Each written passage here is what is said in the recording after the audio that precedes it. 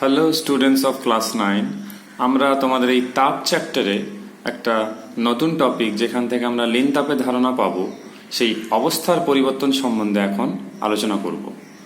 এইখানে তোমরা দেখতে পাচ্ছ কয়েকটা যেরকম পরীক্ষা করা হচ্ছে ওরকম পরপর 1 নাম্বার 2 নাম্বার 3 নাম্বার 4 নাম্বার করে পরপর দেখো সাজানো হয়েছে।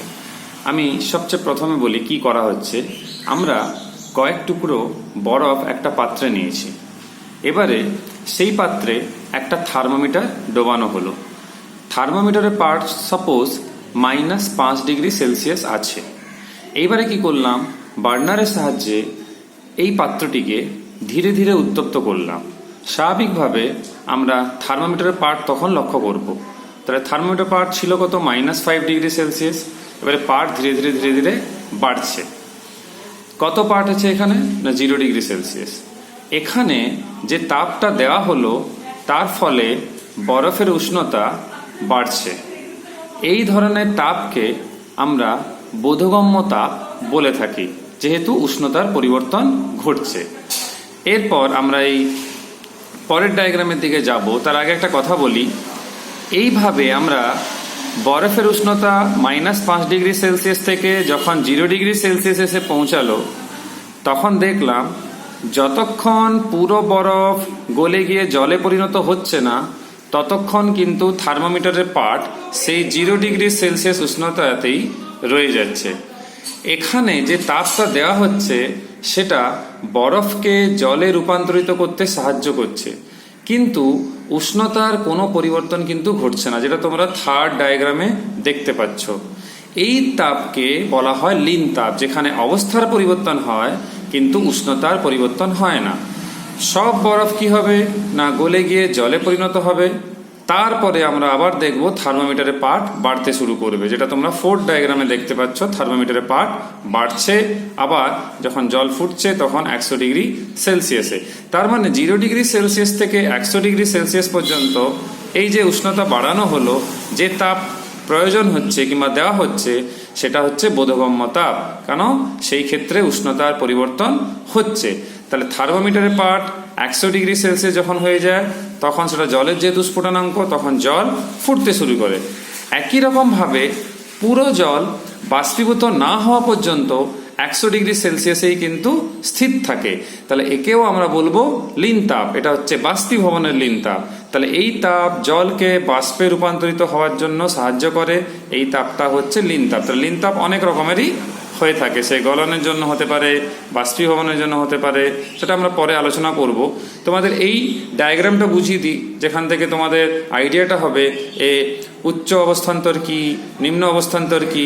একদম সহজ।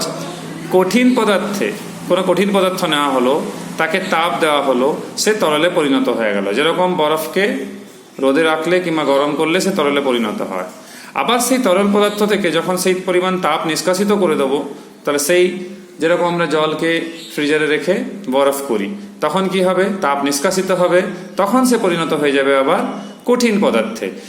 একেই আমরা বলে থাকি যখন কঠিনকে তাপ দিয়ে তরল তখন উচ্চ অবস্থান্তর, যখন তরল থেকে তাপ নিষ্কাশিত করে কঠিনে পরিণত করি তখন আমরা বলি নিম্ন অবস্থান্তর। এবারে আসা যাক, কঠিন থেকে তরল যেরকম জানলাম, একইভাবে আমরা তরল থেকে গ্যাসে কিভাবে করব না, তরলে যখন আমরা তাপ প্রদান করব তখন সেই গ্যাসীয় পদার্থে রূপান্তরিত হবে, তার পদার্থে অন্য একটা স্টেট, তাহলে অন্য একটা ভৌত অবস্থা। তাহলে তরলে যখন তাপ দিলাম সে গ্যাসে পরিণত হলো, এটা হচ্ছে উচ্চ অবস্থান্তর। আর যখন গ্যাসীয় পদার্থ থেকে তাপ নিষ্কাশিত করলাম, করে যখন আমরা তরলে রূপান্তরিত করলাম তখন সেটা হচ্ছে নিম্ন অবস্থান্তর। এখান থেকে বোঝার চেষ্টা করো, যেরকম ধরো বরফ সে কঠিন, তার থেকে তরল মানে জল, এই যে রূপান্তরটা হচ্ছে একে আমরা বলি গলন। আবার সেই জল যে তরল অবস্থায় আছে তাকে যখন বাষ্পে রূপান্তরিত আমরা করছি তখন আমরা বলছি তো সেটা কি গ্যাসীয় অবস্থায় রূপান্তর, তাকে বলা হয় বাষ্পীভবন। এগুলো তোমরা একটু সপ্তম শ্রেণীতে বিজ্ঞানে পড়েছিলে, সেইটাই এখন আর একটু ভালো করে জানছো। তাহলে বাষ্পীভবন সম্বন্ধে আমরা জানলাম। তার মানে পদার্থের যে অবস্থার পরিবর্তনের জন্য তাপ প্রয়োগ করতে হয় তাকেই বলা হয় উচ্চ অবস্থান্তর, কারণ সেখানে তাপ দিতে হচ্ছে। এখানে বরফ থেকে জল এবং জল থেকে বাষ্পে রূপান্তরিত হওয়া উচ্চ অবস্থান্তে উদাহরণ। এই এইভাবেই আমরা এভাবে বলতে পারি যে বাষ্প থেকে যদি আমরা ধীরে ধীরে তাপ বের করে নিই, মানে নিষ্কাশিত করে নিই, তখন কিন্তু সেই বাষ্প ঘনীভূত হয় জলে পরিণত হবে কিংবা রূপান্তরিত হবে। একে আমরা বলবো ঘনীভবন, যাকে ইংলিশে বলা হয় কনডেনসেশন। আবার জল থেকে যদি আরো তাপ নিষ্কাশন করে নেওয়া হয়, যেমন ধরো জল তখন কঠিন রূপান্তরিত হয়ে যাবে, যেরকম বরফ, একে বলা হয় সলিডিফিকেশন কিংবা বাংলায় বলি আমরা কঠিনীভবন। পদার্থের যে অবস্থার পরিবর্তনের জন্য তাপ নিষ্কাশন করতে হয় তাকে বলা হয় নিম্ন অবস্থান্তর। আশা করি তোমরা বিভিন্ন রকম উদাহরণ নিজেও দিতে পারবে। যেরকম বাষ্প থেকে জল, মানে জলীয় বাষ্পের কথা বলছি, এবং জল থেকে বরফে যে রূপান্তরিত হওয়া হচ্ছে, তাহলে এই ক্ষেত্রে আমরা তাপ নিষ্কাশিত করছি, তাই একে বলা হয় নিম্ন অবস্থান্তের উদাহরণ। তাহলে নিম্ন অবস্থান্তরের উদাহরণ কি না বাষ্প থেকে জল এবং জল থেকে বরফে পরিণত হওয়া। তোমরা এখানে দেখতে পাচ্ছ আরো জানাতে কয়েকটা খুব ইন্টারেস্টিং দুটো পয়েন্ট রয়েছে, তোমাদের একটু বলি। জলের স্ফুটনের ফলে যে বাষ্প পাওয়া যায় তা জলের তুলনায় 1600 গুণ বেশি জায়গা দখল করে। তাহলে এখান থেকে আইডিয়া করতে পারছো 1600 গুণ বেশি। আবার জলকে বরফে পরিণত করলে বরফের আয়তন বেড়ে যায়, তোমরা জানো। প্রতি 100 ভাগ জল জমে 109 ভাগ বরফ তৈরি করে। তাহলে বুঝতেই পারছো কতটা বাড়ছে। ঠিক আছে, আমরা যে লিনতাম সম্বন্ধে একটু আগে আলোচনা করলাম, যাকে আমরা বললাম উষ্ণতার পরিবর্তন ছাড়া শুধু অবস্থার পরিবর্তনের জন্য যে তাপটি লাগে তাকে আমরা বলেছি লিনতাপ। এই লিনতাপের আমরা লেখচিত্র দুটো এখন বোঝার চেষ্টা করব, যেটা তোমাদের অনেকেরই বুঝতে সমস্যা হয়। এই লেখচিত্র সম্বন্ধে আমরা একটু জানবো। তাহলে আমাদের লিনতাপের ব্যাখ্যা কিভাবে আমরা লেখচিত্রের সাহায্যে আমরা দেব। তোমরা এখানে দেখতে পাচ্ছ যে ডায়াগ্রামটা রয়েছে, যেখানে ওয়াই অক্ষ বরাবর উষ্ণতা এবং এক্স অক্ষ বরাবর সময় রয়েছে। এই পরীক্ষাটা আমরা কিভাবে করি না, কোনো কঠিন পদার্থ নেব, সেই কঠিন পদার্থে কি করব না আমরা তাপ দেব। এবারে কঠিন পদার্থতে তাপ দেওয়ার সঙ্গে উষ্ণতা কিভাবে পরিবর্তন হচ্ছে সেটা কিন্তু আমরা থার্মোমিটার দিয়ে লক্ষ্য করব। তাহলে পদার্থের যেটা প্রাথমিক উষ্ণতা সেইটা সাপোজ এইখানে যেটা আমাদের বইতে প্রদত্ত রয়েছে সেটা হচ্ছে কি 6.5, যে 6.5 নাম্বার চিত্র, মানে এইটা।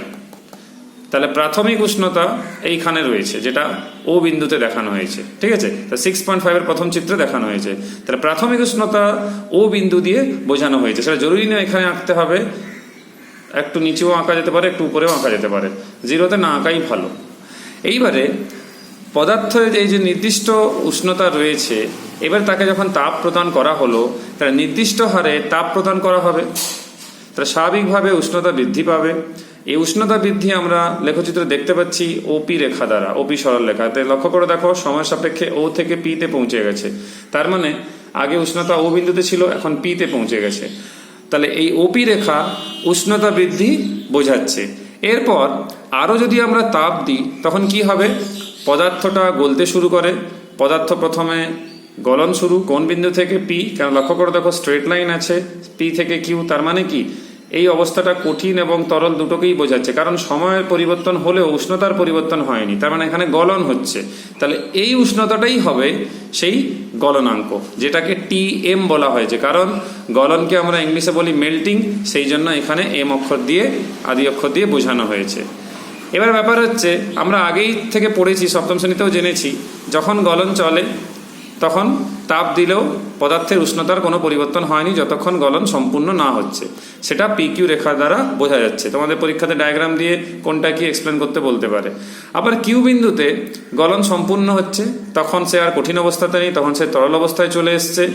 তাহলে এই যে তরল অবস্থায় চলে এলো, পুরোপুরি তরলে রূপান্তরিত হয়ে গেল। এইবারে কিউ থেকে আরে দেখো সময়ের সঙ্গে উষ্ণতা কিন্তু বাড়ছে, কিন্তু সেই তরল অবস্থাতেই আছে, তার মানে অবস্থার পরিবর্তন হয়নি। কিন্তু আর বিন্দুতে যখন পৌঁছে যাচ্ছে, সেই আর বিন্দুতে দেখো তরল আর গ্যাসীয় অবস্থা একসাথে থাকছে। সেইখানে লক্ষ্য করে দেখো আর বিন্দুতে পদার্থের যে স্ফুটন, মানে যে গ্যাসীয় পদার্থে পরিণত হচ্ছে, তাহলে সেইখানে লক্ষ্য করে দেখো আর বিন্দুর উষ্ণতা হচ্ছে টিবি। বি মানে হচ্ছে বয়লিং, স্ফুটনকে আমরা ইংলিশে বলি বয়লিং। তাহলে পদার্থের স্ফুটন এখানে শুরু হচ্ছে। তাহলে আর বিন্দুর উষ্ণতা হচ্ছে টি বি, যেটা রয়েছে তোমাদের বইতে। আমরা আগেই জানি স্ফুটন যতক্ষণ চলে তাপ দিলেও কিন্তু কোনো রকম উষ্ণতার বৃদ্ধি হয় না। সেটা লক্ষ্য করে দেখো, আর থেকে এসে সময় বাড়লেও উষ্ণতার কিন্তু কোনো রকম বৃদ্ধি হয়নি। আবার আমরা এটাও জানি স্ফুটন এই যে যেটা বললাম চলছে, উষ্ণতা যা ছিল তাই, জলের ক্ষেত্রে যদি হয় সেটা 100°C ফিক্স থাকবে। তাহলে RS রেখা দ্বারা আমরা স্ফুটন প্রক্রিয়া নির্দেশ করছি, যেরকম PQ রেখা দ্বারা আমরা গলন প্রক্রিয়া নির্দেশ করেছিলাম। তাহলে এই যে RS বিন্দুর মধ্যবর্তী যে সময়, সেটা স্বাভাবিকভাবে তরল ও গ্যাসীয় অবস্থা দুটো মিশ্রিত অবস্থায় আছে। তাহলে যেরকম PQ কঠিন তরলের মিশ্র অবস্থা ছিল, RS হচ্ছে তরল এবং গ্যাসীয় অবস্থার মিশ্র অবস্থা। এই RS এর মধ্যবর্তী যে সময়, সেইখানে কিন্তু দেখতে পাচ্ছি আমরা উষ্ণতা কিন্তু নির্দিষ্ট একটা রয়ে যাচ্ছে।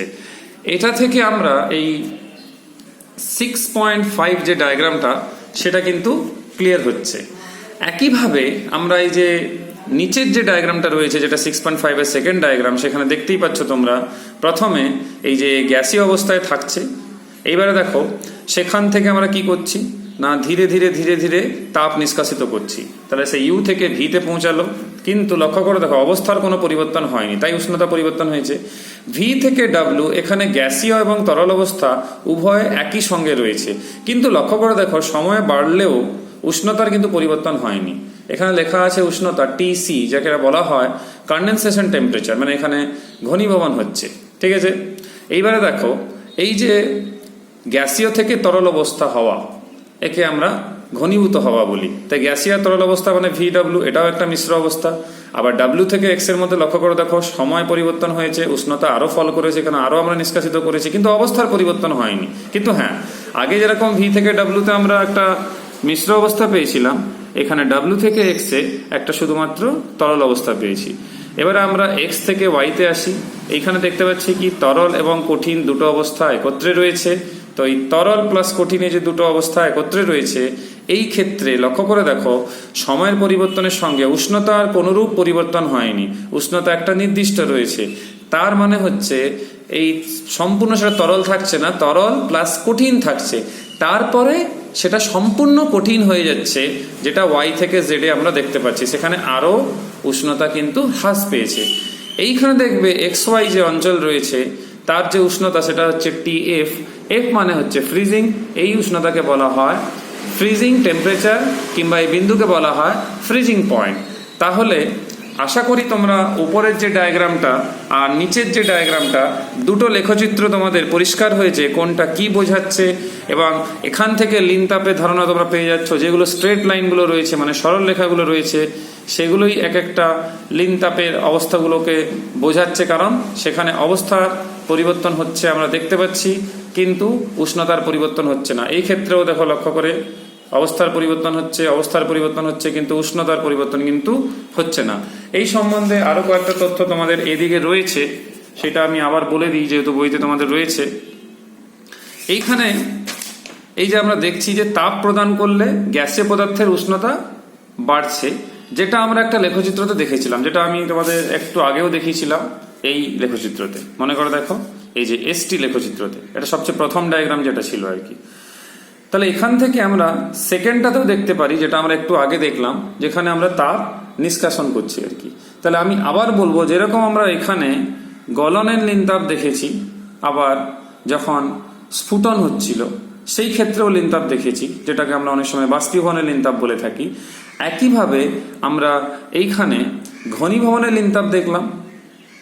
ঠিক আছে, বাষ্পীভবনের লিনতাপও আমরা এই ক্ষেত্রে দেখলাম। তার মানে বুঝতেই পারছো, যেরকম গলনের লিনতাপ, বাষ্পীভবনের লিনতাপ এখানে পেলাম, এখানে আবার ঘনীভবনের লিনতাপ, আবার বাষ্পীভবনের লিনতাপ আবার পাচ্ছি। তার মানে আমরা এটা বলতে চাইছি যে সেকেন্ড ডায়াগ্রামেও একই রকম জিনিস কিন্তু আমাদের রয়েছে, যেটা আমরা আইডেন্টিফাই করতে পারি। এইখানে যেরকম ফ্রিজ করছে, তার মানে বুঝতেই পারছো এখানে জমে যাচ্ছে, তাই না? তাহলে একই রকম রিজিয়ন রয়েছে দেখতে, কিন্তু এইখানে যে VW যেটা রয়েছে সেটা ঘনীভবনকে প্রকাশ করছে, আর এই যে XY যেটা রয়েছে, যেটা আমরা একটু আগেই লক্ষ্য করে দেখেছি, যেখানে কঠিন এবং তরল একসাথে অবস্থান করেছিল, তার মানে বুঝতেই পারছো এটা ফ্রিজিং কিংবা জমে যাওয়াকে বোঝাচ্ছে। যেরকম তোমরা জানো বরফের গলনাঙ্ক 0°C, আবার বরফের হিমাঙ্কও কিন্তু 0°C। তার মানে কি এই যে রিজিয়নটা রয়েছে এক্স ওয়াই, এটা ফ্রিজিংকে বোঝাচ্ছে, মানে হিম হওয়ার অবস্থাকে বোঝাচ্ছে। ঠিক আছে, এটা মনে রাখবে তোমরা সবাই। এইবারে এখানে কয়েকটা গাণিতিক উদাহরণ রয়েছে যেটা তোমাদেরকে বুঝতেই হবে, নাহলে তোমরা অনুশীলনী অঙ্কগুলো একেবারেই পারবে না। ইভেন এই টাইপের অঙ্কগুলো উদাহরণেও রয়েছে, যেরকম স্টিম পাঠিয়ে 100 গ্রাম জলের উষ্ণতা 24 ডিগ্রি সেলসিয়াস থেকে বৃদ্ধি করে 90 ডিগ্রি সেলসিয়াস করতে হবে। এর জন্য প্রয়োজনীয় স্টিমের ভর নির্ণয় করো আর স্টিমের ঘনীভবনের লিনতাপ দেওয়া রয়েছে। এই জাতীয় প্রশ্ন আমরা কিভাবে করব? প্রথমে আমরা যে স্টিমটা বের করতে বলেছে তার ভর আমরা ধরে নেব suppose M gram. 100 degree Celsius উষ্ণতায় এই এম গ্রাম স্টিম ঘনীভূত হয়ে 100 ডিগ্রি সেলসিয়াস উষ্ণতায় জলে যদি রূপান্তরিত করতে হয়, তাহলে কি পরিমাণ তাপ বর্জন করতে হবে? না আমরা সূত্র জানি, লিন তাপের যে সূত্রটা সেটা হচ্ছে কি H সমান ml। আমরা জানি জলের বাষ্পীভবনের লিন তাপ কত আর ঘনীভবনের লিন তাপ কত, তাহলে এটা হচ্ছে কত 540 ক্যালোরি পার গ্রাম। তাহলে স্বাভাবিকভাবে m ইন্টু 540 ক্যালোরি, আমরা সিজিএসই করছি, তাহলে 540 ইন্টু m ক্যালোরি। এবারে 100 ডিগ্রি সেলসিয়াস উষ্ণতায় যে m গ্রাম জল রয়েছে তার তাপমাত্রা কি হবে? হ্রাস পেতে হবে। কততে হ্রাস পেতে হবে? তোমরা প্রশ্নতে দেখেছো 90 ডিগ্রিতে হ্রাস পেতে হবে। তাহলে 90 ডিগ্রি হ্রাস পেতে হয়, তাহলে কিভাবে বের করব? m ইন্টু 1 কেন? আপেক্ষিক তাপ, তাহলে mst, m into s t2 minus t1, তাহলে 100 মাইনাস 90, উত্তর 10m। মোট তাহলে তাপ কত বর্জিত হয়েছে? আগে হয়েছে 540m, এখন হয়েছে 10m। দুটোকে যোগ করা হলো, যোগ করলে পাওয়া গেল কত? 550m calorie. আবার 100 গ্রাম জলের উষ্ণতা এই যে 24 আছে, 24 থেকে বাড়িয়ে কোথায় নিয়ে যেতে হবে? না 90 ডিগ্রিতে নিয়ে যেতে হবে। তাহলে 90 ডিগ্রি নিয়ে যেতে গেলে কত পরিমাণ তাপের প্রয়োজন হবে? না যে পরিমাণ তার ভর রয়েছে, মানে সেটা হচ্ছে 100, তার আপেক্ষিক তাপ কত? সিজিএসে 1, আর 90তে আছে 24 প্রথমে ছিল, তাহলে 24 থেকে 90, তাহলে 90 মাইনাস 24, তাহলে হচ্ছে কত? 6600 ক্যালোরি। তাহলে শক্তি সংরক্ষণ বলো কি যাই বলো না কেন, তাপ শক্তি সংরক্ষণই বলতে পারো, কেননা এই দুটো মিলে যা হবে একে তাই হতে হবে, কারণ শক্তি অন্য কোনো ভাবে কোনো নষ্ট হয়নি। তাহলে সমাধান করে আমরা এম এর মান পাচ্ছি 12 গ্রাম, সেটাই হবে উত্তর। তোমাদেরকে অঙ্ক করার সময় মাথায় রাখতে হবে যে এই যে 100 গ্রাম জল থেকে 24 থেকে 90 করতে হবে, তাহলে তোমাদের বুঝে নিতে হবে যে 100 গ্রামে যখন সে ছিল সেখান থেকে যে সে ঘনীভূত হয়ে প্রথমে তাকে কি হতে হবে? জলে পরিণত হতে হবে। তো সে জলে পরিণত হওয়ার জন্য লিন তাপ, অনেক সময় কি হয় ক্যালকুলেশন করার সময় তোমরা শুধু H2 আর H3 বের করে নাও, H1টা কিন্তু অনেকেই বের করে নাও। লিন তাপটা কিন্তু তোমাদের বের করতেই হবে, না হলে কিন্তু অসম্পূর্ণ হয়ে যাচ্ছে অঙ্ক। দেখে নেওয়া যাক পরের অঙ্কটা, যেখানে 20 ডিগ্রি সেলসিয়াস উষ্ণতায় কিছু পরিমাণ জলের সঙ্গে 100 ডিগ্রি সেলসিয়াস উষ্ণতায় কত লিটার জল মেশালে মিশ্রণের উষ্ণতা হবে 40 ডিগ্রি সেলসিয়াস এবং আয়তন হবে 28 লিটার। তাহলে সবচেয়ে প্রথমে সেই 100 ডিগ্রি সেলসিয়াস উষ্ণতায় জলের আয়তন ধরা যায়, সেটা কত? না x লিটার। এবং ভর লেখ কত হবে তাহলে? না x লিটার যদি তার আয়তন হয়, এইবারে তার ভর স্বাভাবিক কত হবে? না আয়তনের সঙ্গে ঘনত্ব গুণ হবে, তাই করা হয়েছে, আমরা সিজিএসই করছি। তাহলে অত গ্রাম। 20 ডিগ্রি সেলসিয়াস উষ্ণতায় জলের আয়তন কত হবে? না স্বাভাবিকভাবে করতে হবে 28, আগে ছিল x, তাহলে স্বাভাবিকভাবে এখন আয়তন কত হবে? না 28 মাইনাস x লিটার। ভর কত হবে? না সেই 28 মাইনাস x এর সঙ্গে 1000 গুণ করা হবে। জলের আপেক্ষিক তাপ আমরা সিজিএসে জানি 1 হয়, calorie per gram per degree Celsius. 20 degree Celsius উষ্ণতায় জল দ্বারা কত পরিমাণ তাপ গ্রহণ করা হয়েছে? না তার ভর ইন্টু আপেক্ষিক তাপ যেটা রয়েছে 1 ইন্টু উষ্ণতার পরিবর্তন, মানে 40 মাইনাস 20। সেই 100 ডিগ্রি সেলসিয়াসে জল দ্বারা বর্জিত তাপ কত হবে? না আমরা জানি ভর কত? না 1000 ইন্টু এক্স ইন্টু আপেক্ষিক তাপ 1, উষ্ণতার পরিবর্তন 100 মাইনাস 40। বুঝতেই পাচ্ছি আমরা যে পরিমাণ তাপ গ্রহণ হচ্ছে সেই পরিমাণ তাপ বর্জিত হয়। কোথায় পড়েছি আমরা? ক্যালোরিমেট্রির মূলনীতিতে পড়েছি। গৃহীত তাপ সমান বর্জিত তাপ যদি তাপ অন্য কোনোভাবে নষ্ট না হয়, এক্ষেত্রেও তাই ধরেছি আমরা। তাহলে H1 সমান H2 হবে, তোমরা দুটোকে সমান করবে, সমাধান করবে, x এর যা মান বেরোবে অবশ্যই ধনাত্মক মান বেরোবে। যদি কারো বেরোতে অনেক সময় কি তোমরা এখানে সমাধান করতে ভুল করো, তো একটু সাবধানে করবে, তাহলে দেখবে উত্তর নিশ্চিত মিলে যাবে। একইভাবে আরেকটা অঙ্ক দিয়েছে দেখো, -10 ডিগ্রি সেলসিয়াস উষ্ণতায় 10 গ্রাম বরফকে স্টিমে রূপান্তরিত করতে হবে। তো বরফ ছিল, তাহলে বরফ থেকে সরাসরি তো স্টিমে রূপান্তরিত হবে না, বরফ থেকে জলে রূপান্তরিত করতে হবে, আবার জল থেকে স্টিমে রূপান্তরিত করতে হবে। তো তার পরিমাণ নির্ণয় করতে হবে। বরফের গলনের লিনতাপ কত? না 80 ক্যালোরি পার গ্রাম। জলের বাষ্পীভবনের লিনতাপ কত? না 537 ক্যালোরি পার গ্রাম। আর বরফের আপেক্ষিক তাপ আমরা জানি 0.5 ক্যালোরি, আর অঙ্কে দেওয়াও থাকে, মনে না রাখলেও কোনো অসুবিধা নেই। তো সবচেয়ে প্রথমে এই যে 10 গ্রাম বরফ রয়েছে তার তাপমাত্রা -10 ছিল, সেখান থেকে প্রথমে তাকে 0 ডিগ্রিতে আনতে হবে। তাহলে ফর্মুলা কি? MST। তাহলে M রয়েছে, S রয়েছে, T কতটা আগে ছিল কত? না -10, এখন হয়েছে T মানে 0। তাহলে 0 -10, সেখান থেকে একটা উত্তর বেরোবে। বরফ গলার জন্য কত তাপ প্রয়োজন? না সূত্র জানি আমরা ml। L কত? না গলনের লিনতাপ হচ্ছে 80, প্রশ্নেও দেওয়া রয়েছে, মনেও রাখতে পারো 80 CGS-এ। তাহলে 800 ক্যালোরি। এবারে সেই 0 ডিগ্রি সেলসিয়াসে যে 10 গ্রাম জল রয়েছে তার উষ্ণতা বৃদ্ধি করে 100 ডিগ্রিতে আনতে কি পরিমাণ তাপ লাগবে? না সূত্র রয়েছে MST, তোমরা জানো, 7 থেকে পড়ে আসছো। M কত? 10, S CGS আপেক্ষিক তাপ জলের 1, T কত? না 0 থেকে 100 আসবে, তাহলে 100 - 0 যা বেরোলো। এইবার তাকে বাষ্পীভূত করতে হবে। বাষ্পীভূত করার জন্য বাষ্পীভবনের লিনতাপ কত? না 537। ভর কত রয়েছে সেটা জানি আমরা, কত? 10 গ্রাম। তাহলে 5×370। তাহলে সংরক্ষণ নিয়ম কি বলছে তাপের? না যে তাপটা লাগবে প্রত্যেকের যোগফল, তত পরিমাণ তাপ আমাকে মোট দিতে হবে, সবগুলোকে যোগ করে দেবে, যা বেরোবে সেটাই উত্তর। পরের অঙ্ক, 0.2 calorie per gram per degree Celsius আপেক্ষিক তাপ সম্পন্ন 10 ডিগ্রি সেলসিয়াস উষ্ণতার কিছু তরলের সঙ্গে 0.4 calorie per gram per degree Celsius আপেক্ষিক তাপ সম্পন্ন 35 ডিগ্রি সেলসিয়াস উষ্ণতার অপর একটি তরল মেশানো হলো। মিশ্রণের উষ্ণতা 30 ডিগ্রি সেলসিয়াস হলে তরল দুটির ভরের অনুপাত কত? না আমাদের কাজ কি করতে হবে? প্রথম তরল দ্বারা গৃহীত তাপ বের করতে হবে, সেটা হচ্ছে MST, M1 × S × উষ্ণতার পরিবর্তন। দ্বিতীয় তরল দ্বারা বর্জিত তাপ বের করতে হবে, সেটা হচ্ছে M2 × 0.4 যে উষ্ণতার পরিবর্তন, মানে 30 ছিল প্রথমে, তারপরে হলো 35, তাহলে 35 - 30। তাহলে গৃহীত তাপ কত?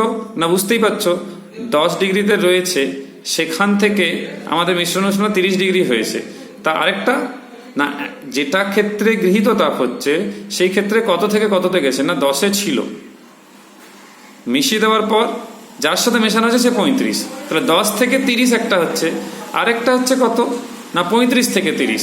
তো দুটো বের করো, দুটোকে সমান করো, সমান করলে M1 আর M2-র অনুপাত তোমরা পেয়ে যাবে। শুধু সমাধান করা, কিচ্ছু নেই, একেবারে সহজ। তাহলে আশা করি তোমরা একটু লিনতাপ সম্বন্ধে বা সেই সংক্রান্ত কিছু গাণিতিক উদাহরণ বুঝতে পেরেছো। আমরা নেক্সট ভিডিওতে তোমাদের এই চ্যাপ্টারটা শেষ করব, যেখানে আমরা সম্পৃক্ত অসম্পৃক্ত বাষ্প এবং আপেক্ষিক আর্দ্রতা, শিশিরাঙ্ক, শিশির, পরম আর্দ্রতা, অনেক কিছু টপিক রয়েছে, জলের ব্যতিক্রান্ত প্রসারণ রয়েছে, তো সেগুলো আমরা আলোচনা করব। সবাই সুস্থ থাকবে, ভালো থাকবে, মন দিয়ে পড়াশোনা করবে। Till then, by.